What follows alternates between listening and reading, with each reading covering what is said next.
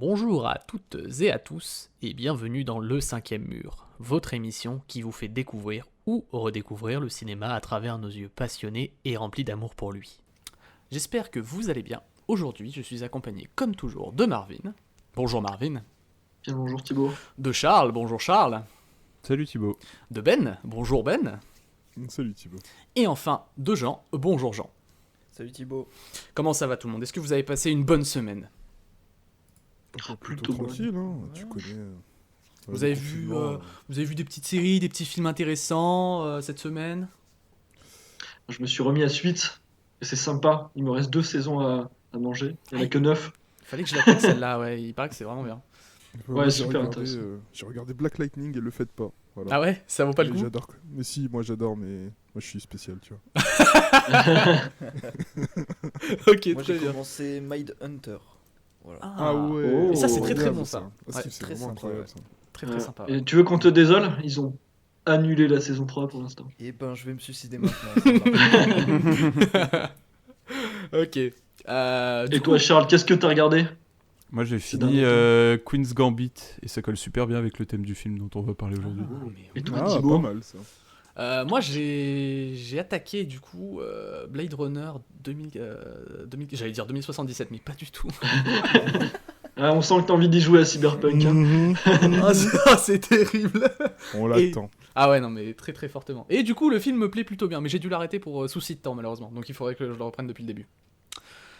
Donc aujourd'hui, on va pas du tout parler de science-fiction, de cyberpunk ou ce genre de choses. Oh non. Ouais, si, on va attaquer le cinéma suédois. On va parler du Septième Saut, un film qui a été réalisé par Ingmar Bergman et qui est sorti dans nos salles en 1957. Donc c'est pas un film tout jeune, mais c'est pas un vieux film non plus. Et avant de discuter du propos du film et de son propos, je ne vous propose pas d'écouter son thème principal parce que il n'y en a pas, tout simplement. Mais par contre, je vais vous proposer un petit résumé du film afin que tout le monde se remette bien un peu dans le contexte et sache de quoi on va parler. Donc ça se passe au XIIe siècle environ. De retour de croisade, le chevalier Antonius Block retrouve une Suède ravagée par la peste. Et pour reculer le moment en fait d'être emporté par le fléau, il y entame une partie d'échecs avec la mort en personne. Il l'effectue tout en faisant chemin avec son écuyer et un couple de forains. Voilà, c'est la base du film, le film commence sur cette séquence. Peut-être avant de parler un peu plus du film et de ses acteurs, on peut parler de son réalisateur, Ingmar Bergman, donc, qui est un réalisateur extrêmement reconnu dans le monde du cinéma. Il a réalisé énormément de films, puisque Le Septième Saut va être son 17e film. C'est exact. Parmi ces films, donc on va peut-être pas tous les lister, mais parmi ceux les plus connus, on a Les Fraises Sauvages, qui est sorti la même année d'ailleurs que Le Septième Saut, en 1957. On a Persona aussi en 1966, et on en a deux autres Une aussi. tripotée d'autres. Il y a Fanny Oui. Alexandre Voilà, en 82, Scène de vie conjugale en 74. Et il y a le dernier qui est pas mal connu aussi, Sarah Band, qui est sorti au début des années 2000, en 2004. Voilà. Mais il a aussi scénarisé d'autres films. Il a fait pas mal aussi de scénarios et de mise en scène de théâtre. Et ça se ressent dans son cinéma, on en parlera un peu plus. Il a aussi fait de la télévision, il a produit, enfin, il a fait énormément de choses. Hein. Le monsieur ne chôme pas, quoi, vraiment. C'est ça. Il travaille énormément. Au niveau de ses acteurs, donc l'acteur principal qui est le chevalier Antonius Block est joué par Max von Sydow. La mort est jouée par Bengt Ekeroth. L'écuyer par Gunnar Björnstrand. Et le couple de forains Nils Popp et Bibi Andersson. Voilà. Je sais pas si vous voulez rajouter quelque chose par rapport à eux. Bon, il y a d'autres rôles secondaires, mais je suis pas sûr qu'on ait forcément besoin de tous les lister. C'est vrai qu'après, il y a le forgeron qui est interprété par Eric Friedel, qui est assez rigolo quand même. Il y a sa femme aussi, Inga Gill, et après, il y a plein d'autres rôles secondaires, mais on va pas lister tous les noms d'acteurs. Est-ce que par hasard, vous savez si ces acteurs ont un passé dans le théâtre? Certains d'entre eux, oui. Max, il me semble bien que c'est le cas. Et c'est aussi l'un des acteurs fétiches de Bergman, vu qu'il rejouera à ses côtés dans plein d'autres films. Alors je sais pas si parce que... Enfin, moi en tout cas c'est comme ça que je l'ai ressenti, mais vraiment dans le film, t'en as parlé très rapidement juste avant, on sent cette touche un peu théâtrale, et vraiment la manière de jouer des acteurs, je l'ai ressenti comme ça, comme si c'était vraiment des acteurs de théâtre. Du coup, je me dis qu'effectivement ils ont peut-être un passé là-dedans ou ce genre de choses quoi. Moi, je suis d'accord avec ce que tu dis, Thibaut, pour le coup. Et d'après ce que j'ai lu, du coup, j'ai vu que Bergman, il avait un grand amour pour le théâtre et que du coup, c'était aussi voulu un petit peu ce côté théâtral dans le film, apparemment. Oui, et puis on va pas dire qu'on arrive à faire des corrélations entre chaque podcast, mais il y a encore ce fameux aspect du plan fixe, plan d'ensemble, donc ça se rapporte aussi à ça, et c'est vrai que dans Memories of Murder, on va pas revenir sur le podcast précédent, mais il y avait tout l'aspect théâtral de l'histoire derrière, et c'est vrai que Bergman, a priori, a un background assez théâtral, vu qu'il de toute façon il écrivait, réalisait et produisait des pièces de théâtre tout simplement, et Max von Sydow, comme d'autres acteurs je pense du film, mais Max von Sydow c'est assez parlant parce que c'est le personnage principal du film, il a commencé en faisant des études à l'école en ayant une troupe de théâtre amateur, donc c'est vrai qu'on ça se ressent à la fois dans la mise en scène et dans le jeu des acteurs, comme vous dites tous les deux. Très bien, très bien. Peut-être avant de passer du coup à la partie spoil où on va parler du film, de ce qui se passe dedans et ce genre de choses, on peut donner chacun nos avis par rapport au visionnage du film qu'on a pu faire. Est-ce Oui, que... sans spoiler, je pense que ça peut être une bonne idée pour Ouais. inviter les gens à le regarder, leur dire ce qui peut être intéressant de voir. Est-ce que quelqu'un a envie de commencer? Je peux y aller si Eh ben besoin. vas-y, allez, on t'écoute. Bah moi je l'ai trouvé vraiment bien. Après j'avais déjà vu des films de ces années-là et des films plus anciens du type Le Cuirassé Potemkin en 1927 ou des choses comme ça. Même le cinéma des Frères Lumière qui est relativement court par rapport à des films comme ça. Mais moi la réalisation, la façon dont l'acting est fait, c'est pas des choses qui me gênent. C'est vrai que le film pour le coup est quand même relativement lent et le noir et blanc en rebutera plus d'un. Mais j'invite quand même les gens à le regarder parce que ça reste un classique du cinéma. Moi je l'ai découvert en décidant de faire le podcast sur ce film avec vous, hein, vu qu'on décide de passer un peu dans toutes les périodes, dans les cinémas de différents pays, et je l'ai pas trouvé si perméable que ça finalement pour un film de 57. Moins que Jeanne d'Arc de Van Trier, qui a aussi pour cœur de sujet la religion, la foi, les choses comme ça. Donc moi ouais, j'invite vraiment le regarder tout en sachant ouais, que c'est un film en noir et blanc, que c'est un peu verbeux, Hmm. faut réussir à se mettre dedans. Après, si vous n'arrivez pas à rentrer dans le film, je pense que ça sert à rien de poursuivre parce que du début à la fin, le ton reste à peu près le même, même s'il y a des changements de ton dans le style. Mais ça reste globalement un film beaucoup axé sur le dialogue et la mise en scène. Ouais, je pense que c'est important de souligner. Alors, peut-être moins le fait que ce soit en noir et blanc. Enfin, j'avoue que moi, personnellement, ça m'a pas du tout dérangé. J'ai même l'impression que ça a servi le propos du film. Mais bon, ça, c'est une autre partie. Mais par contre, effectivement, le fait que ce soit un peu verbeux et très posé, enfin, on prend le temps en fait de discuter avec les personnages et de les voir se développer. C'est sûr que ça peut en rebuter un peu plus d'un, quoi. Voilà. Oui. Et après, il faut savoir avant que je relaisse la parole. Qu'il a été remasterisé en 1080p, donc ça reste quand même très très beau. Enfin, il y a même un remaster de k il me semble, en édition Blu-ray, dont on l'a regardé en HD, pas en Ultra HD, mais ça reste déjà très très très beau. Le travail qui a été fait sur. Enfin, le retravail en l'occurrence de l'image est très très beau, même si à l'origine déjà c'était du travail pharaonique, parce qu'on en parlera après dans la partie spoil, mais que ce soit l'éclairage, l'éclair obscur, la façon dont les plans sont composés, c'est très joli. Charles, est-ce que tu veux nous en parler un petit peu, toi aussi? Ouais. Bah pour le coup, non. Je vais pas en parler. Ok, passons Mais à c'est Jean. Non, pour le coup, moi j'ai bien aimé. Après, bon, ça reste compliqué dans le sens où j'avais jamais vu un film, je pense, aussi vieux. Ou pardon, si j'utilise un terme qui n'est pas Marvin. Mais, Baisse les yeux, ouais. Baisse les yeux quand tu dis ça. mais un film des années 50, et pour le coup, bah, ça m'a pas trop choqué. Le propos de fond est assez abordable. Ce rapport à la mort qui est, sans rentrer dans le spoil, qui est assez présent et qui donne son charme à l'œuvre. Donc ouais, mis à part, je pense un deuxième visionnage serait sympa pour comprendre certains éléments de langage, certaines blagues en suédois que j'ai peut-être pas compris. Donc revisionner, mais moi je le conseille également. Très bien. Jean, peut-être aussi quelque chose à rajouter? Et ben, moi, du coup, c'était pas mon premier film ancien, on va dire, mais pour le coup, je sais que ça peut en rebuter plus d'un. Notamment au départ, le rythme il est très très long. Les premiers dialogues ils mettent du temps à arriver, mais en tout cas, une fois qu'on rentre dedans, il faut se laisser un peu de temps pour rentrer dedans, mais ensuite ça s'enchaîne tout seul. Et bah, en tout cas, moi j'ai bien aimé. Ok. Et Ben, du coup?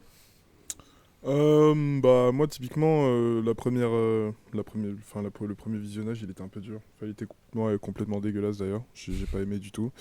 Et en fait, ce qui s'est passé, c'est que je suis allé voir la doc qui entourait le film pour mieux comprendre ce que j'avais pas réellement compris en le regardant, quoi. Et au final, tu te rends compte que bah, le thème abordé, il est plutôt bien abordé.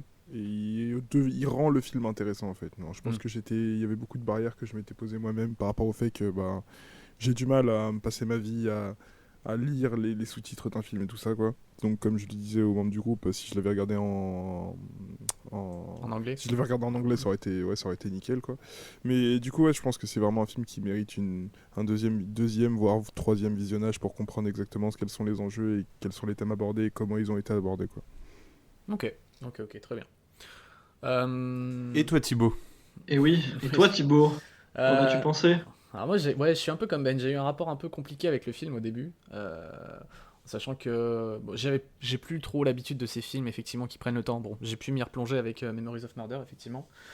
Mais c'était un peu compliqué au début de se poser et d'attendre 30, 40 minutes que les personnages soient, en fait, développés, quoi, tout simplement.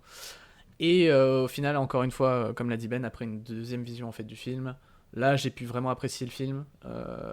J'ai pu comprendre les messages qu'il voulait me faire passer. Après, ouais, il y a aussi ce problème de sujet au sacré. J'ai beaucoup de mal avec les films qui essayent de me parler de sacré. Bon, bah ça, chacun de toute façon réceptionne à sa manière, hein.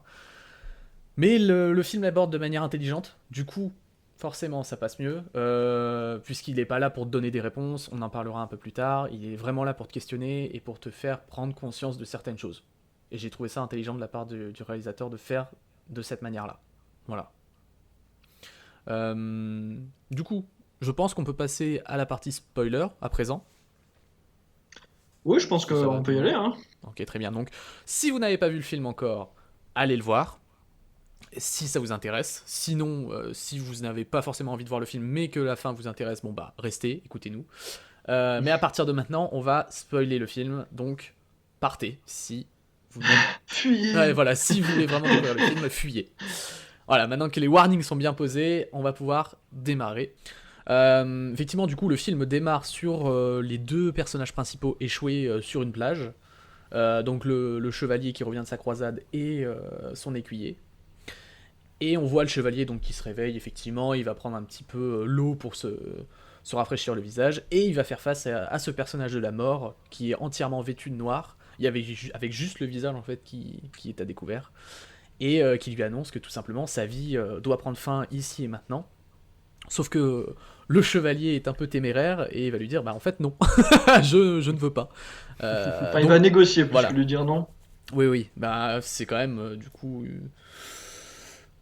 une façon de ne pas acquiescer sa mort, quoi. Oui, Il puis gagne il du le fait temps, de quoi. façon assez ironique, il lui dit tu viens me chercher? Enfin, Ouais, c'est vrai qu'il y a tout ce côté un peu ironique. T'allais dire quelque chose, Jean? Bah du coup, il gagne du temps un petit peu Oui, non, il en essaye même de carrément gagner enfin, sa de se partie, ouais. sauver, hein, puisque, ouais, au début, il est parti pour gagner, vraiment. Dans sa tête, il est meilleur joueur d'échecs que la mort, et bon, bah, voilà. oui, et puis dès le début, il y a un dialogue intéressant parce qu'il lui demande s'il est prêt à mourir. Et il lui dit mon corps oui, mais pas moi. Hmm. Donc il y a une dualité assez intéressante, c'est vrai qu'il y a toute la thématique qui traversera le film. On est rentré dans la zone spoiler, donc on peut déjà envoyer ces propos-là, mais enfin il y a un rapport au suicide de la part du chevalier qui est assez spécial. Enfin, on dirait qu'il y a un laisser-aller, je pense, qu'il s'en fiche. C'est vrai aurait peut-être faire une corrélation même avec la dépression. Il est rentré de croisade, donc ça devait être assez compliqué. Hmm. Mais en soi, on comprend que lui, peut-être que oui, bon, il est prêt à accepter la mort, mais enfin, c'est ce qui traversera tout le reste du film, c'est son questionnement sur la croyance, la mort et toutes ces questions existentielles. Il veut, avant de mourir, essayer d'obtenir des réponses, quoi. Ouais, voilà, c'est Ouais, ça, effectivement. Vas-y, du Charles, coup, pardon. non, mais du coup, ouais, pour revenir sur ce que tu dis, Marvin, moi je suis moins d'accord. Je suis plus d'avis de dire, bah, quand il va lancer cette partie d'échecs, c'était pour trouver des réponses, donc il accepte un peu moins la mort. Et c'est plus tard dans le film qu'on va voir que cette acceptation, elle va se décanter, et là, bah, il va s'ouvrir dans la scène finale dont on parlera après. Donc pour moi, en fait, le fait qu'il retarde avec cette partie d'échecs, ça veut dire qu'il n'a pas accepté la mort parce qu'il cherche encore des réponses. Hmm. On pourrait, bah, en fait, moi, sa partie d'échec, elle me fait presque penser en fait à un chemin de croix. Enfin, c'est-à-dire qu'au début, il va défier la mort, donc, pour lui dire, bah non, je veux pas mourir maintenant, si je gagne, tu me laisses tranquille, et si je perds, bon bah tu pourras m'emporter.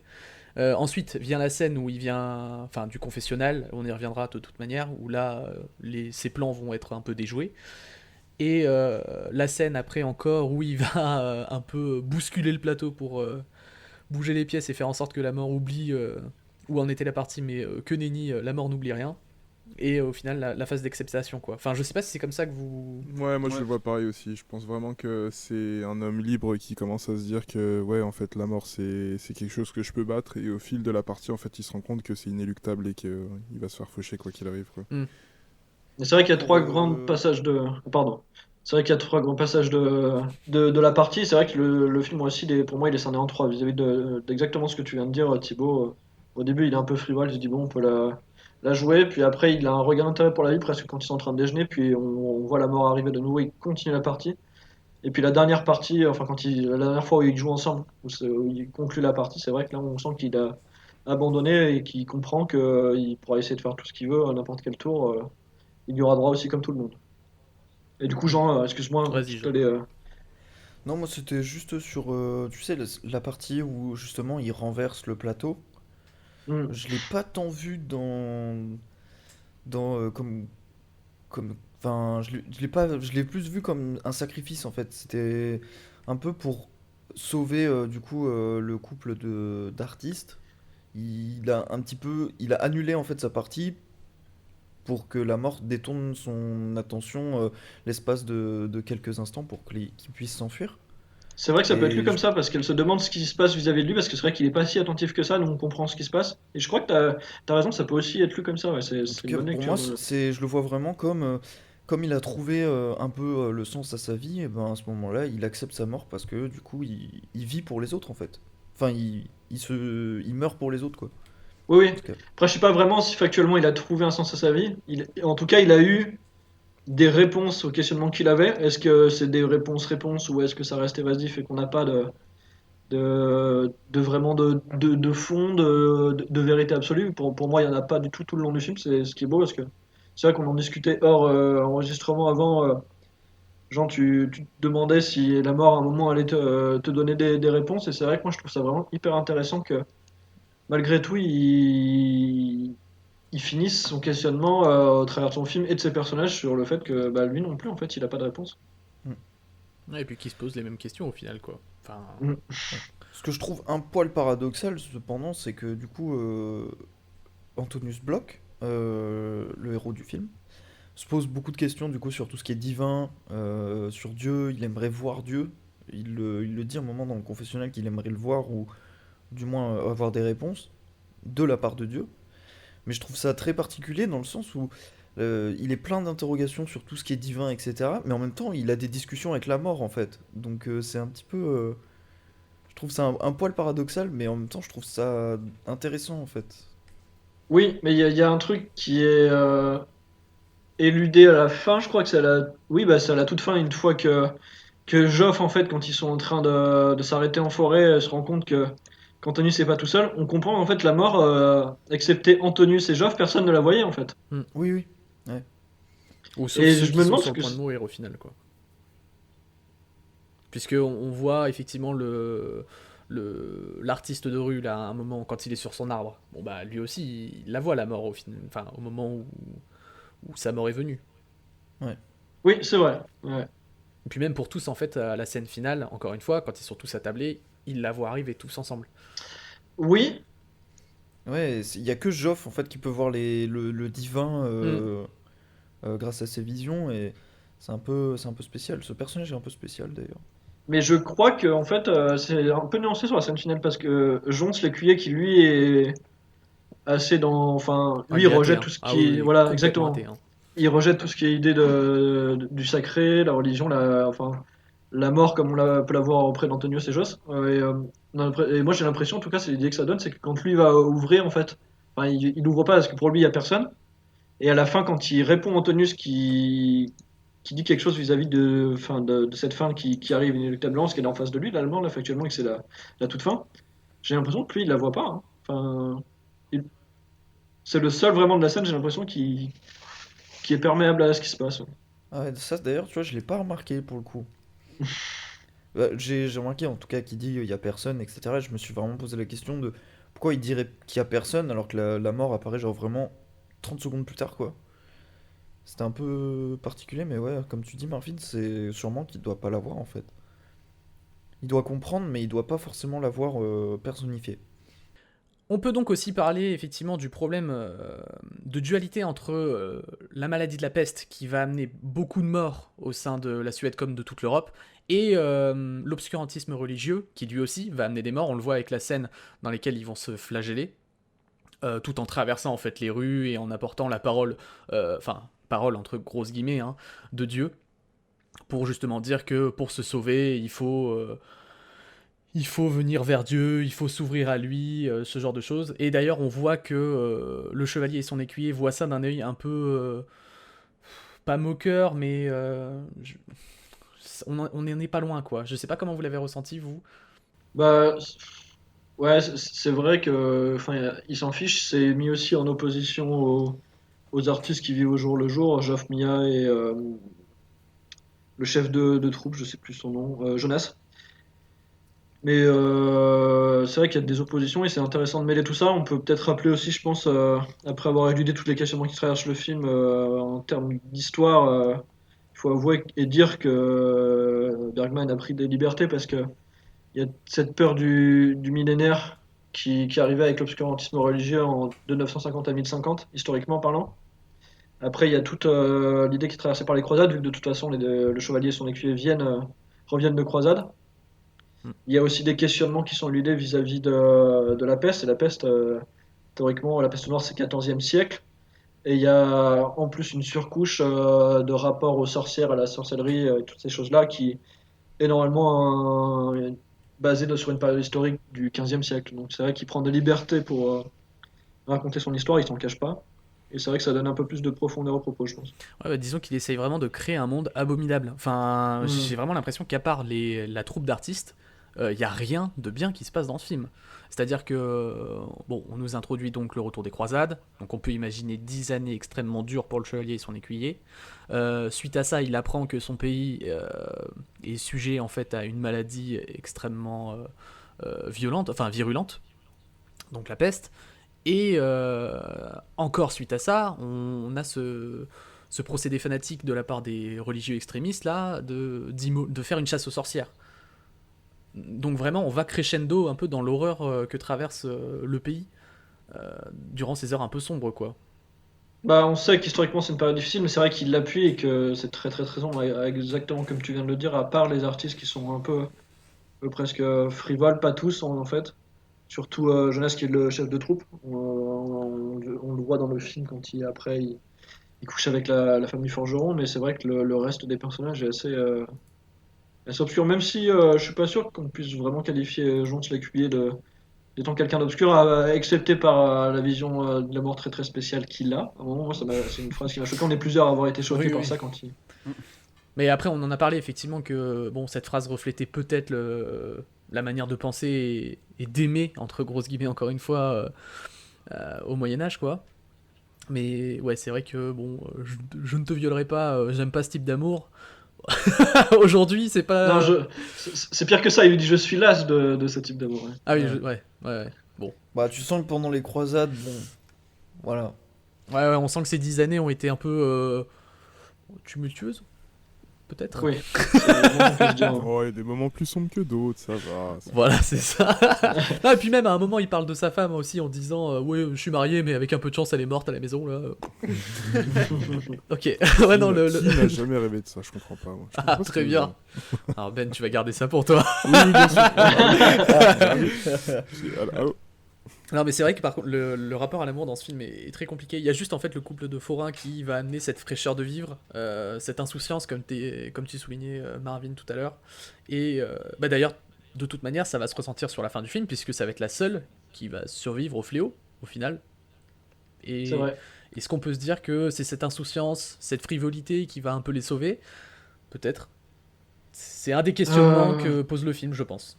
C'est ça, puis faut pas oublier qu'Ingmar Bergman, avant tout, c'est un artiste, donc je pense que il clôt son film en laissant la parole et en laissant vivre peut-être ouais, ceux qui sont des artistes finalement. Après, je sais pas comment on peut interpréter ça, je pense qu'il y a des... Moi, je l'ai plus vu comme le sacrifice du chevalier, tu vois, Ah oui, non, mais c'est qui tout à fait le cas aussi, mais sauve encore des gens de son pays, tu vois. je pense que c'est parlant aussi de faire, de laisser vivre et survivre uniquement les artistes à la fin. Mais les interprétations peuvent être diverses et variées, je pense. Bah, surtout qu'en plus, les artistes sont plutôt maltraités, on va dire, par la population Ouais. à cette époque.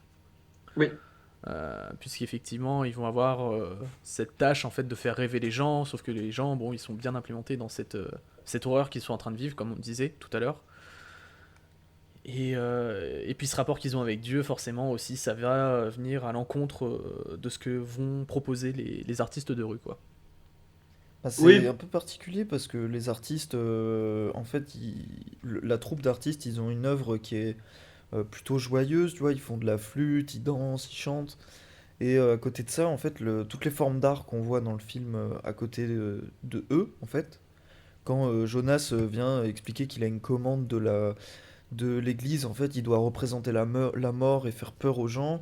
Quand on voit le peintre dans l'église, pareil, c'est encore de l'art pour faire peur aux gens. En fait, il y a que eux qui font de l'art pour divertir, en fait. Hmm. Ouais, ouais.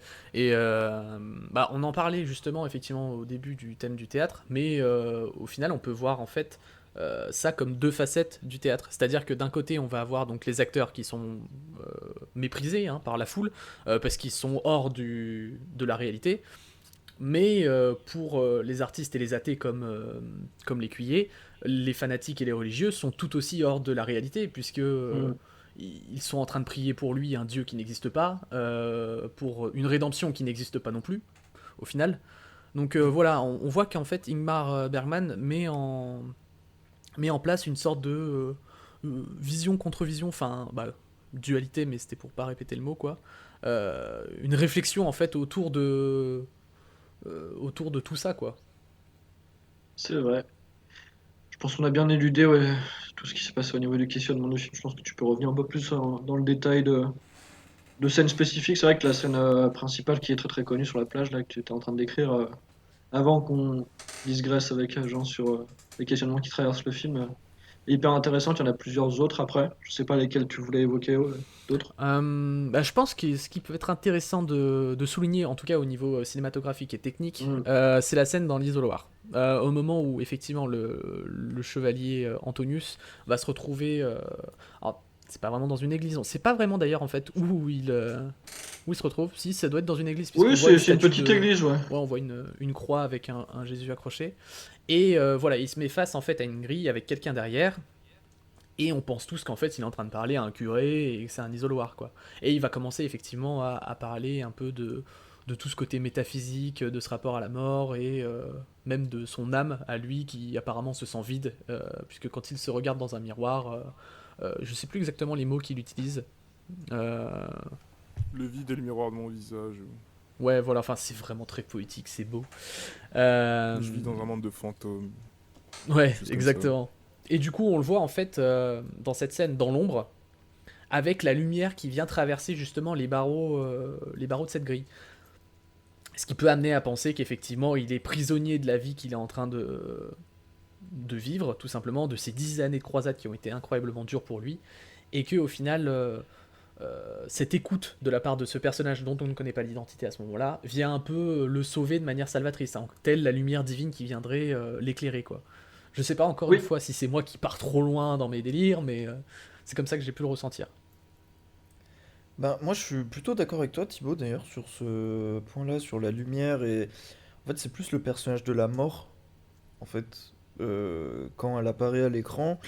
Notamment bah là dans le confessionnal, du coup, tu dis il y a cette lumière. Moi, je trouve qu'on découvre assez vite qu'il parle à la mort, en fait.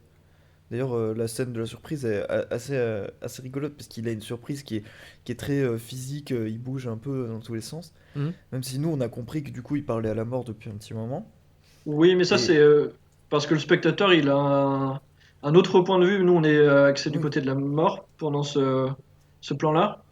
ouais, ouais. Donc c'est vrai que dès le début, moi aussi j'avais le même questionnement que toi. Je me disais mais mince, On l'a vu il y a pas longtemps, lui. Il ressemble à quelque chose les premiers plans où on voit la grille de l'autre côté, donc on est un peu comme lui, on ne sait pas tout à fait à qui il s'adresse. Et après, il y a un plan qui est iconique dans le cinéma de Bergman, où là, pour le coup, il y a une grille que vient de détailler Thibaut, et c'est hyper intéressant. C'est vrai, l'éclairage comme c'est fait. Mais ce plan-là, où il y a un personnage en latéral sur le côté gauche de l'écran, en Ouais. l'occurrence, c'est la mort qui est tournée là avec la capuche, donc lui, pour le coup, l'autre personnage d'Antonius ne voit pas qui est la personne, et lui, il est de face. C'est un plan qui a traversé la carrière de Bergman dans une grande partie de ses films, en tout cas, et c'est vrai que c'est intelligemment fait, parce que lui, il est en train de s'exprimer comme s'il s'exprimait à un curé, finalement, et on comprend à la fin qu'il a été dupé. Mm. Ouais, puisqu'il Et va en plus ouais. développer tout son plan d'échec à ce moment-là. Enfin bon, vas-y, tu peux continuer, Jean. Et oui, du coup, ce que je voulais juste dire, c'est que du coup, il y a cette lumière qui est là, qui est très présente, un peu comme tu le disais, salvatrice. Et à la toute fin du film, quand la mort arrive à la maison, il y a aussi cette lumière qui apparaît par les fenêtres et qui un peu arrive comme si c'était Dieu en fait, mais c'est pas Dieu, c'est la mort qui vient les chercher. Et, Mm. et en fait, elle est très menaçante, mais dans comment elle est amenée, j'ai pas trouvé ça du tout angoissant ou quoi que ce soit en fait. Non, ouais, c'est vraiment comme une sorte d'apaisement en fait. La mort serait l'apaisement de cette vie de trouble et de malheur qu'a pu traverser en fait Antonius Bloch, quoi. Voilà. Enfin, c'est comme ça que j'ai pu le ressentir aussi, effectivement. Ouais. C'est vrai que c'est intéressant d'ailleurs de voir que la mort n'a pas ce rôle de bah, c'est la fin de tout, après il y aura plus rien, ça s'arrête là quoi. C'est vraiment, elle est là pour emmener les gens de notre côté et bon bah c'est ainsi, de toute manière c'est inéluctable. Mais elle le fait pas de force. Enfin, en fait, faudrait C'est que je amusant de le refasse ma dire comme phrase, ça, mais mais ouais. moi j'aime bien. Bah, ça montre bien l'ironie du film, mais j'aime beaucoup ta formulation. Ouais, sauf quand il fait tomber l'arbre, mais c'est. Oui, bon, là, ouais, là par contre, ouais, c'est un peu violent, mais, Voilà. mais en tout cas avec le chevalier, quoi.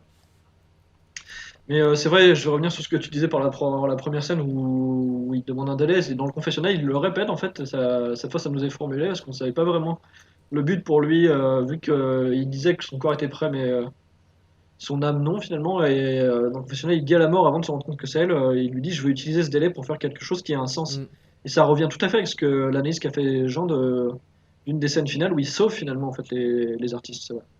c'est vrai, c'est vrai. Et puis même, enfin, avant de sauver les artistes, c'est vraiment trouver les réponses à ces questions. Puisqu'on le voit d'ailleurs parler avec une femme qui est accusée de sorcellerie, essayer vraiment de lui tirer les vers du nez pour savoir, mais il est où ton diable, que je lui parle moi aussi, j'ai besoin d'avoir des réponses avant que tout ça se termine, quoi.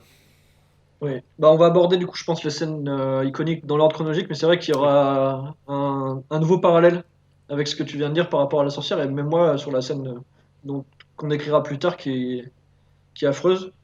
Moi je me dis, mais mince, enfin il est à côté des chevaliers, il parle comme ça à la sorcière, il va lui arriver quelque chose de aussi, il va se faire brûler. Mais Mm. au final, non. Ah, non, non, bah non, rien du tout. Aucun problème apparemment à parler avec les sorciers et à rester près d'eux, hein. Surtout de Surtout faire. qu'on lui répète plein de fois ah, mais arrêtez de lui parler! Et lui, Ouais, il s'en oui, fout. vraiment. Puis elle lui dit regarde-moi dans les yeux, enfin il fait tout ce qu'elle lui demande et puis bon, tout le monde s'en fout apparemment. Donc bon bah aucun problème Bah, il pour dit lui. quand même qu'il veut rencontrer Satan à côté des gardes, et les gardes. Bon, ils sont choqués, ça se voit sur leur visage, mais ils font rien en fait. Oui, oui, effectivement. Je propose un peu d'avancer dans le film et qu'on se retrouve un peu dans la scène où le mari du couple de forains se trouve au bar, enfin au bar, à la taverne du coin plutôt, suite au passage en fait des fanatiques dans le village. Je pense qu'on pourrait d'abord revenir sur les fanatiques dans le village. Ouais, bah, je savais pas, je À pensais la qu'on avait scène déjà un peu où il tout dit traverse. là-dessus, mais si Bah, quelqu'un a quelque chose à pour ajouter, moi, c'est vas-y, hein. une des scènes les plus intéressantes en termes de mise en scène, et c'est vrai qu'elle est affreuse. Mais c'est un plan d'ensemble assez iconique, je trouve, quand il s'arrête là en ville et que lui après. Enfin, le curé, on sait pas trop ce que c'est. Oui, Enfin, c'est sûrement un ouais, curé. Et qui commence à fustiger un peu tout le monde. Mais c'est vrai que enfin, pour l'époque, les moyens techniques qu'ils avaient, je sais pas comment ça fonctionnait, mais c'est vrai que toute cette brume et cette mise en scène est plutôt belle, je trouve. Elle est vraiment chouette, même si c'est horrible finalement à regarder. Mais la mise en scène est belle.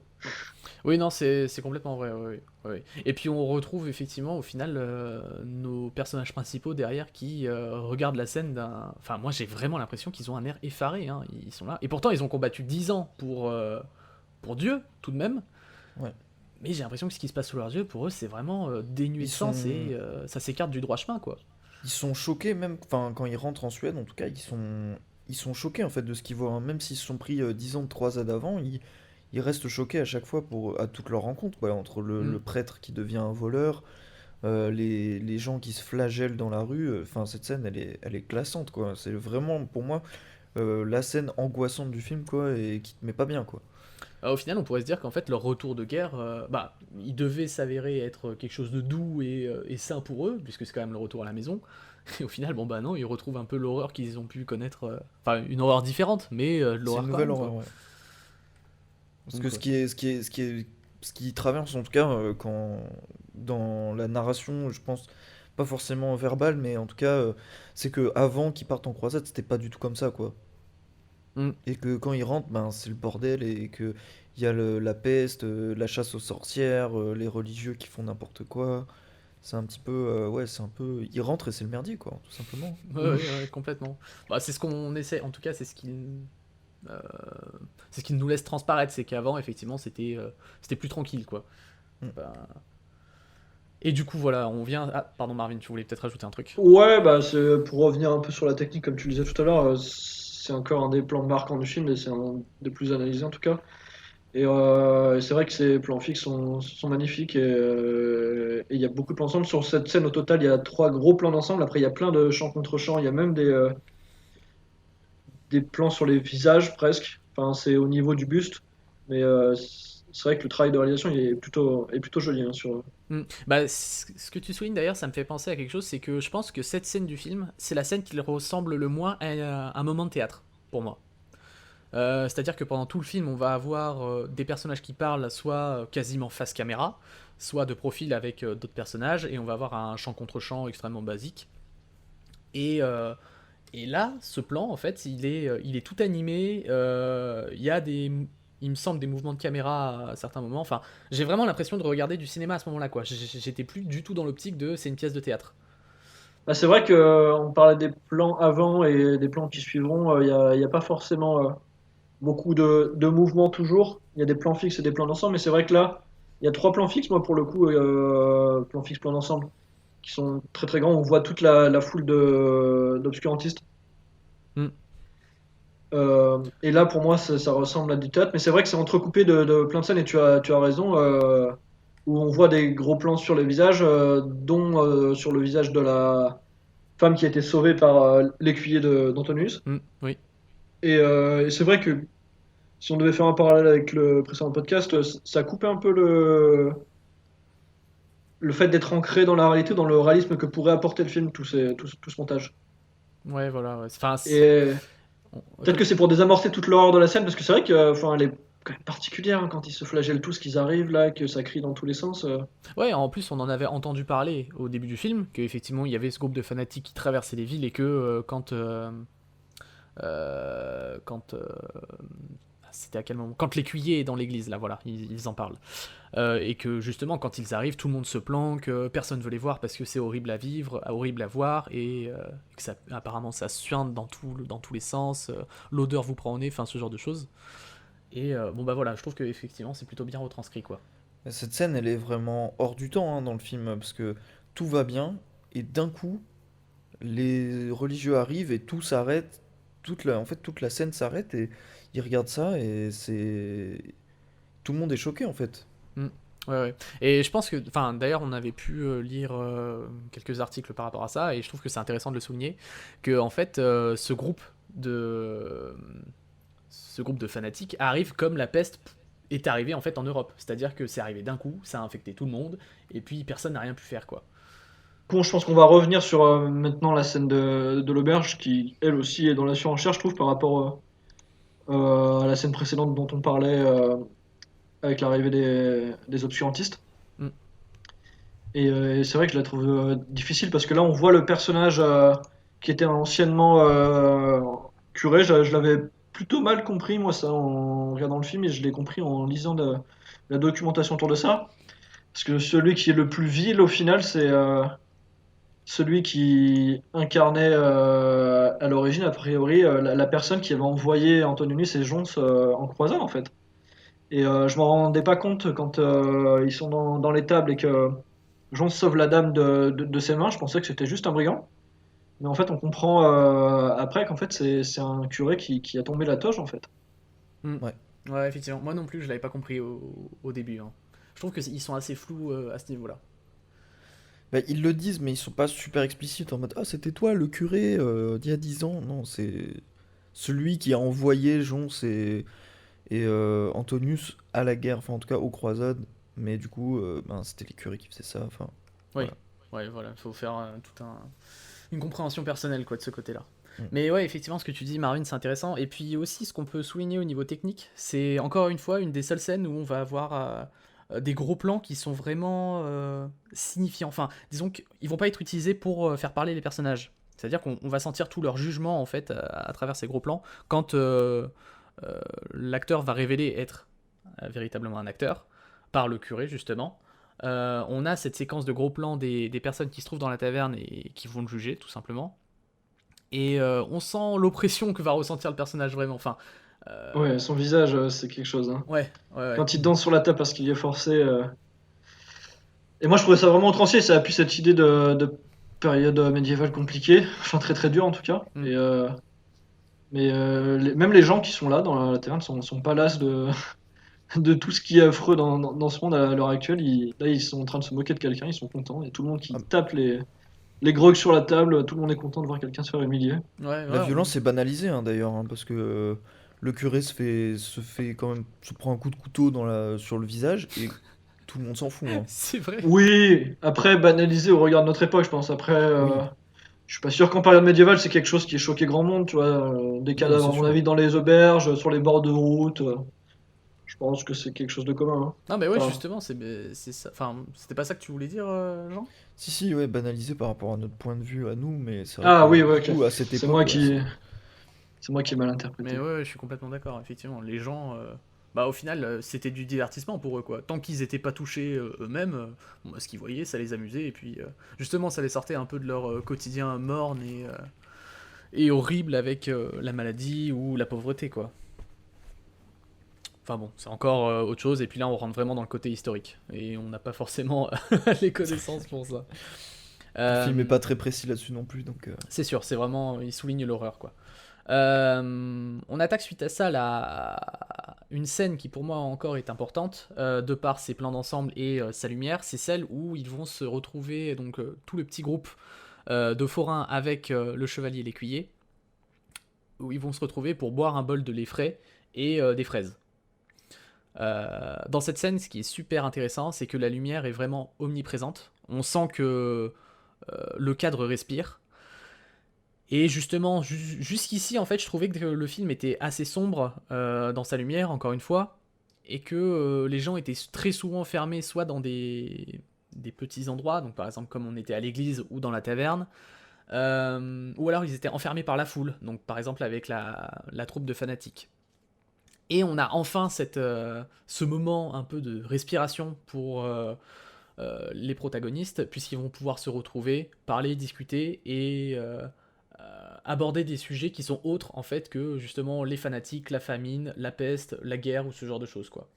Puisque il me semble que c'est à ce moment-là qu'ils vont introduire un peu le personnage de l'enfant, Michael, et que tout le monde va s'intéresser en fait justement à cette nouvelle vie qui est en train de se créer pour lui.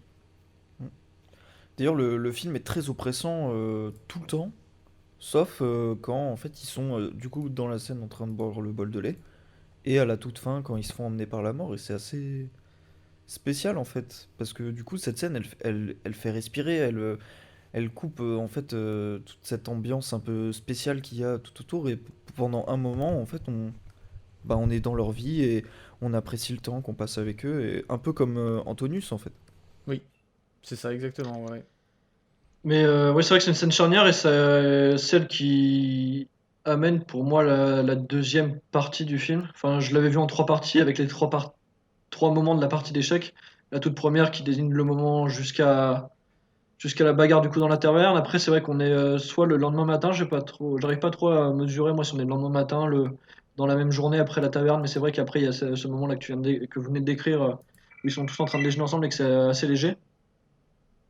Mhm. Et euh, et il y a justement l'intervention de la deuxième partie d'échecs, c'est vrai. Donc pour moi, on arrive déjà ouais l'arrivée de la deuxième partie au moment où la mort revient après ce moment de calme et d'apaisement. Ouais, effectivement. Euh, Suite à ça, donc on va avoir toute l'histoire avec le forgeron et sa femme qui est trompée. Bon, on va peut-être pas forcément y revenir parce que Bon, je sais pas. il Ouais, n'y a c'est pas forcément grand-chose à en nécessaire, dire. hein. Ouais, voilà, exactement. Et du coup, on en arrive à la scène où la sorcière est jugée, enfin, pas vraiment jugée, mais plutôt directement mise au bûcher, avec justement cette demande de la part du chevalier Antonius de l'apparition du diable et ce genre de choses. Encore une fois, là, je suis pas sûr qu'il y ait beaucoup de choses à en dire. Je sais pas si. Bah, sans vouloir Bah, forcer. Ah, vas-y, ouais, vas-y. l'interprétation. Vas-y, Ben. Non, non, vas-y, vas-y, excuse-moi. Bah, l'interprétation des acteurs pour moi est vraiment incroyable, surtout celle de la sorcière. Enfin, le regard qu'elle a, Oui, c'est glaçant. oui, oui. Oui, de ce côté-là, ouais, on sent qu'elle se rend compte qu'en fait, bah, la vie c'était peut-être pas si mal, et que le feu, bah, ça va brûler, quoi. Mais ouais, ouais. Et puis surtout ce plan où bah, elle est accrochée, et puis elle les voit partir au loin, quoi. Ah, c'est terrifiant. Ah, ça, ouais, ça fait un peu Ce mal au cœur, regard quoi. caméra, c'est terrifiant. Enfin, le regard est vraiment incroyable, hein. La performance des acteurs dans ce film Non, ouais, elle est ouais. top, elle est Très top très tier, cool. quoi. Ouais, ouais, je suis d'accord. Et ouais, et puis on sent du coup sa résignation au moment où tout part. Elle tourne la tête pour justement ne plus les voir partir, et puis elle se repose sur le côté en mode bon bah c'est bon, de toute façon j'abandonne, c'est terminé pour moi. Et puis c'est comme ça quoi. Et on en arrive à une scène clé du film où toute la troupe va devoir se poser dans les bois pour passer la nuit, il me semble, juste. Hmm, Enfin, il me semble bien. il n'y a pas de raison précise. Et on arrive à la troisième partie d'échecs, qui est la dernière, si je me trompe pas, on est d'accord. Tout à C'est la fait. dernière partie, C'est ouais. la dernière. Voilà. Où il va effectivement essayer d'arnaquer une dernière fois la mort en secouant le plateau pour bouger les pièces afin de pouvoir recommencer la partie, mais non, non, la mort se souvient de tout et replace les pièces, et à partir de là, effectivement, on va pouvoir mettre en échec et mat notre pauvre chevalier. Pour le coup, moi je l'ai pas vu comme ça, excuse-moi Thibaut. Ah non, vas-y, Pour- vas-y. Pour le coup, en fait, moi je l'ai vu, il a fait exprès de renverser son plateau de jeu. Je pense qu'il savait que la mort avait retenu le truc, mais c'était juste pour faire gagner du temps pour que les acteurs puissent s'en aller, tu vois. Oui, Et c'est non vrai. pas Oui. pour Ouais, essayer de gruger ça une rejoint ce que victoire disait ou Jean. Ouais. Ouais, ouais. non Oui, pas puisqu'on pour essayer de gruger la victoire, quoi. on n'en a pas parlé, mais effectivement, il y a du coup le mari qui se réveille à ce moment-là et qui voit justement Antonius parler avec la mort. D'ailleurs, il reconnaît tout de suite la mort, hein, c'est assez incroyable. C'est ça. Ouais. Parce qu'au début du film, on l'a pas dit parce qu'on n'a pas exploré absolument toutes les scènes, on n'y voyait pas l'intérêt, mais on, on le voit justement avoir une vision et on se demande si soit Joff est fou, soit il a de vraies visions. C'est un entre-deux, on sait pas trop. Ce qu'il le raconte à sa femme, qu'il prend de façon très légère, qui lui dit faut pas dire ça aux gens, enfin faut pas que tu le racontes à n'importe qui parce que tu vas être pris pour un fou. Mm. Mais Et elle est habituée d'ailleurs à ce qu'il ait des visions, hein. C'est quelque chose de assez commun. qui suppose en avoir parce que même pour elle, Ouais. on a l'impression que, enfin, il dit des bêtises. Bah, même Oui. nous en tant que spectateurs, surtout parce qu'on voit cette scène dans la clairière, dans la première scène où on les voit apparaître. Ils voient une femme avec une couronne et un enfant. On sait pas si c'est une vision ou si c'est juste une dame qui promène, enfin qui se Oui. Ouais, promène c'est la avec Vierge son Marie fils. quand même, hein. Oui, c'est la Vierge pas Marie juste pour une lui, dame, ouais, hein. c'est ça. Non, mais pour lui c'est la Vierge Marie, mais une femme avec une couronne, ça pourrait très bien être une reine qui se balade dans le coin, dans une clairière. Et C'est ce que je m'étais dit au début. Ouais, ouais, c'est vrai, ouais. Ouais, non, c'est vrai que cette scène, du coup, vient apporter le fait que bah, tout ce qu'il voit, ça existe. Enfin, ça existe. Métaphoriquement parlant, on va dire. Mais effectivement, il peut voir les divinités et ce qu'elles font dans le monde, quoi. Oui, bah, en tout cas, c'est affirmé par la dernière partie d'échec qu'on vient d'aborder pour y revenir. Voilà. Où cette fois-là, il la voit vraiment, donc on se dit, ah, bon, soit il a vraiment des visions, soit il va mourir comme Antonius, donc ça fait une dualité aussi vis-à-vis de ça. On va respecter ce mot encore une fois. Oui. Parce que c'est vrai qu'après, sur la troisième partie qui est courte finalement, et je pense que c'est significatif parce qu'on l'a dessiné en trois parties par la continuité de la partie d'échecs. Mm. Ça fait beaucoup de fois partie. Euh, et la troisième partie du film doit durer, enfin, peut-être que je me trompe, mais pour moi elle dure 15-20 minutes, donc ça y est, c'est la fin. Ouais. Lui il est résigné, il essaye de sauver les artistes, on comprend à la fin qu'il y arrive, et cette fois personne n'y échappe, quoi. Oui, absolument. Ouais, ouais. Et du coup, je te confirme effectivement que la dernière partie dure environ 15 minutes. Ouais. Ouais, voilà, c'est parce que pas là on bon. sait que c'est bon, la mort ne déconne plus, elle est là. Ouais, non, là, elle lui a dit, c'est bon, t'arrêtes tes conneries, va dire au revoir à ta femme, et puis après, je t'emporte. Parce que c'est vrai que le glissement de la première à la deuxième partie est intéressant. On parlait tout à l'heure de la légèreté de la scène dans les prés avec cet éclairage très très lumineux et l'arrivée de la mort pour enclencher la deuxième partie d'échec et la foi du film. Et c'est vrai qu'il y a le glissement qui a opéré aussi quand on est dans la scène de bûcher qui repose des questions existentielles. Cette fois, il les pose vraiment directement à la sorcière comme il a pu le faire au prêtre, au backslash, la mort dans la première partie du film. Et ça y est, il n'a pas de réponse plus que nous, plus que personne en fait, vis-à-vis de ces questions-là. Et il glisse vers la troisième partie du film qui s'avérera, comme on vient de le dire, être très très courte. Ouais. Et du coup, pour arriver à la scène finale du film, on les voit tous en fait arriver chez Antonius. D'ailleurs, sa maison qui est extrêmement bizarre, je tiens à le souligner, puisque on a l'impression qu'il habite dans un tunnel. Hein. Enfin, c'est comme Moi j'avais l'impression de. Enfin, je fais une corrélation avec une œuvre très très récente, mais j'avais l'impression d'y voir le château Dracula avec des dédales vraiment dans lesquels on se perd. Oui, ouais, c'est vrai. L'adaptation en série récente qui est sympa. Regardez les 2 épisodes, pas le troisième. Mais, Parce qu'après ils sont perdus. ouais. Mais effectivement, ouais, et du coup, encore une fois, on peut voir une sorte de métaphore de bon bah, il traverse le tunnel pour voir la lumière au bout du chemin, puisque comme on l'a évoqué avec Charles un peu plus tôt, cette pièce est un peu, oui c'était Charles il me semble. Cette pièce est sous la lumière un peu divine qu'on voit passer par les fenêtres. D'ailleurs, fenêtres qui donnent sur l'extérieur alors qu'ils sont à l'intérieur. Enfin, c'est très bizarre. Je trouve vraiment cette scène comment elle est construite. Mais du coup, voilà la lumière qui vient sortir et on les voit tous de face, qui font face à la mort. D'ailleurs, je trouve ce plan très beau, là où ils sont tous face caméra et qui regardent la caméra en fait, Ouais. comme si c'était nous qui venions les chercher. Oui, bah il y a la femme qui a été sauvée du coup qui est au tout premier plan. Oui. Et qui va enfin parler. Oui. Et il y a celui qui est le moins croyant finalement, qui est le plus terre à terre on peut dire, l'écuyer Jonce toujours, qui lui est vraiment au troisième plan au fond. Mm. Et au milieu il y a ceux qui sont questionnement existentiel je pense, enfin qui se posent des questions en tout cas. Et Dont Antonius qui est Antonius. détaché un petit peu du groupe. Mais c'est vrai qu'Antonius est un peu Qui détaché. apparaît au milieu de tout ça là. Ouais. Mais il se met à prier même à la fin. Il se met à prier, ouais. Oui, ouais, Oui c'est vrai. c'est vrai. Et du coup, cette phrase qui est dite par justement la personne qui n'avait pas l'habitude de parler jusqu'à maintenant, tout est consommé. Donc, qui est une référence à. C'était qui le disait au début? C'est Jésus c'est Jésus au moment de mourir sur la croix en fait Voilà. qui dit cette phrase. D'ailleurs, c'est vrai que on n'a pas expliqué pourquoi le film s'appelait Le Septième Sceau. Oui, bah tu peux Mais tu peux expliquer ça. voilà, ouais, effectivement, ça vient rejoindre le thème de la religion, puisqu'en fait, c'est tiré d'un psaume, pardon, d'un évangile, l'Apocalypse selon Saint Jean. D'ailleurs, j'ai la phrase sous les yeux, c'est « Et lorsque l'agneau ouvrit le septième sceau, il se fit un silence dans le ciel, environ une demi-heure, et je vis les 7 anges qui se tiennent devant Dieu. » Bon, voilà. Oui. Et, Après, on ne l'avait pas expliqué dès le début, excuse-moi Thibaut, parce que je pense qu'on n'a pas des connaissances vraiment oui, ultra après, précises dans tout ce qui est Bible et ce choses-là, donc on a préféré pas rentrer dans les détails. complètement. Mais c'est toujours intéressant de savoir que ça vient de là. Parce que c'est vrai que moi, la première fois que j'ai vu le film, je me suis dit, mais du coup, pourquoi le septième sceau? Quel est le rapport en fait? Bah, il le répète ce psaume Oui.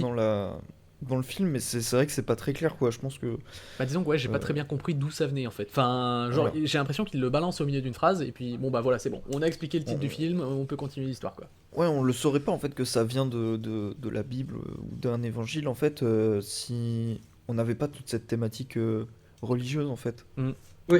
Qui Bon, apparaît. je pense qu'avant de donner chacun notre avis sur ce que ça apporte en termes de questions existentielles, on peut aussi revenir sur la scène finale que venait d'aborder Thibaut Oui. et dire qu'elle est scindée en deux. En final, il y a 2 scènes finales pour une scène finale où on voit les acteurs du coup qui ont été sauvés par Antonius, si on peut appeler ça sauvé. Enfin, Mhm. je pense, Oui. j'ai l'impression. Oui, Selon c'est la l'interprétation rédemption, qu'on en fait fait, de la hein. scène échec, c'est ça. Et on voit les 2 scènes décorrélées. La première où ils sont dans le château d'Antonius où eux ils sont vraiment résignés, la mort est là, elle arrive. Après, il y avait un suspense dans l'autre scène quand ils sont eux dans la calèche. Le couple d'artistes avec leur enfant, on se demande si la mort arrive aussi, et au final, à la fin, on se rend compte que non.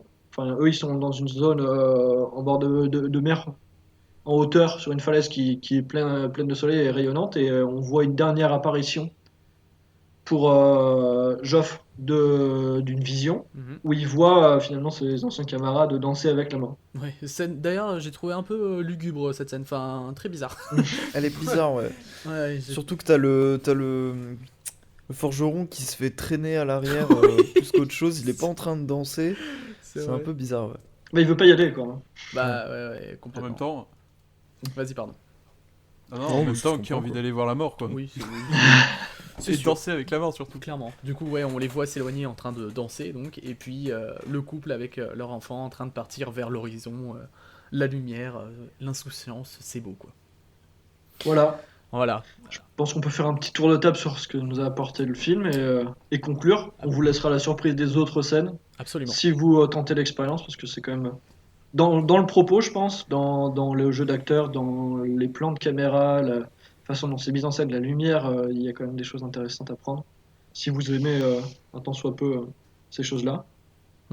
Je rajouterais juste aussi, si vous aimez vous poser des questions et ne pas avoir de réponse, bah, ce film est fait pour vous.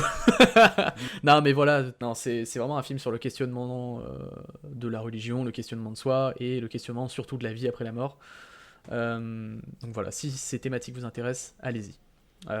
Charles, Ben, Jean, je vous laisse. Thibaut. Oui, merci.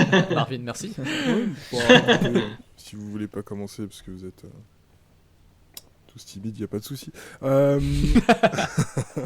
Non, au final, ça revient exactement à ce que je disais au début. Franchement, c'est un film qui peut paraître assez dur à regarder, mais qui vaut vraiment le détour une fois qu'on est saisi de tous les éléments qui tournent autour des thématiques qui sont abordées dans ce film-là, quoi. C'est vraiment un film qui demande une légère, voire bonne documentation autour.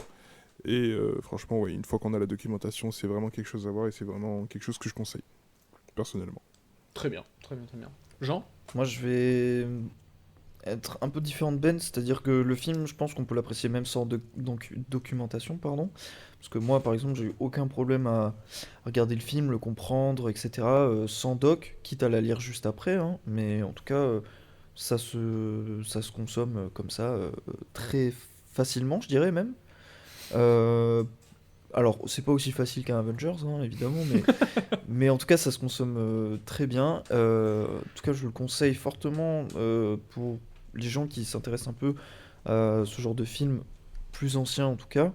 La construction, enfin, en tout cas, les plans très simples, etc. Moi, je trouvais que le film était très simple, mais que ça apportait justement tout son charme et ça permettait à ce que le propos il apparaisse très bien et qu'on comprenne tout bien comme il faut. Donc vraiment, ouais, moi je recommande de ouf. Tu es conquis. Je suis conquis, ouais. Charles? Ouais, bonsoir. Non, J'ai cru qu'il allait juste dire, ouais, il était bien. non, pour moi, je pense qu'il faut mettre ses questionnements de côté par rapport à ce qu'a voulu dire l'auteur et plutôt interpréter l'œuvre dans une interprétation personnelle Mhm. et se dire bah c'est peut-être ça qu'il a voulu dire ou c'est peut-être pas ça, tu t'en fous, tu l'interprètes comme tu veux et tu trouveras tes conclusions par toi-même. Donc voilà, moi je le recommande pour ça et peut-être un deuxième visionnage pour comprendre un peu les subtilités de langage qui peuvent passer à travers dans le premier visionnage. Ok. Marvin, est-ce que tu as quelque chose à rajouter par rapport à ce que tu disais juste avant? Bah moi je pense encore une fois, comme je l'avais dit, que c'est intéressant de le visionner. C'est un classique. Après ouais, je rejoins à la fois Ben et Jean parce que c'est vrai que ça dépend aussi, je pense, de ce que tu as pu voir des films de ces années-là. Moi j'avais déjà vu un film plus ancien qui traitait aussi de questions autour du sacré, La Passion de Jeanne d'Arc. Après j'avais eu de la chance de le voir à l'Auditorium de Lyon dans des conditions vraiment spécifiques avec un prodige qui jouait à l'orgue et c'était vraiment magnifique. Mais je le trouvais plus perméable dans sa réalisation et la façon dont il abordait ses questionnements que, euh, que celui qu'on vient d'aborder. Après, peut-être que les 30 ans de différence de sortie, de réalisation, et c'est pas fait par la même personne en plus, font que ça change la donne, mais je le trouve quand même, je suis de l'avis de Jean, je le trouve quand même facile à aborder. Il est simple, mais pas simpliste, parce qu'il aborde quand même plein de choses, ce film, Mhm. le septième saut. Mais je le trouve ouais, intéressant. Après, j'avais vu des films plus anciens, plus complexes dans leur forme aussi, donc moi j'avais pas une image. C'était un film que je redoutais un peu de voir parce que Bergman, j'en ai rien vu encore, vraiment rien. Et ça, je m'y pencherai d'ailleurs, dont Persona et des films classiques de sa filmographie, parce que ça m'intéresse maintenant. Je redoutais un peu ce visionnage parce que les questions du sacré, tout ça, c'est pas forcément ma tasse de thé. Il y a Andrei Roublev que je repousse aussi depuis longtemps de Tarkovsky, alors que j'ai vu plein de films de Tarkovsky. Mais je pense qu'il est intéressant. Si on arrive à passer au-delà du fait que le film est très très verbeux et qu'il est ancien, en noir et blanc et ces choses-là. Il a été super bien remasterisé, donc moi je vous dis allez-y. Hmm. Et toi Thibaut? Du coup, je vais pas vraiment faire de la redite parce que vous avez quasiment dit un peu tout ce que je pensais, mais effectivement, je pense que c'est une bonne porte d'entrée pour les personnes qui s'intéressent aux films un peu plus anciens que ce qu'on a actuellement. Afin de découvrir ce qui se faisait avant, hein, tout simplement. Comment on réalisait avec les moyens du bord ou ce genre de choses.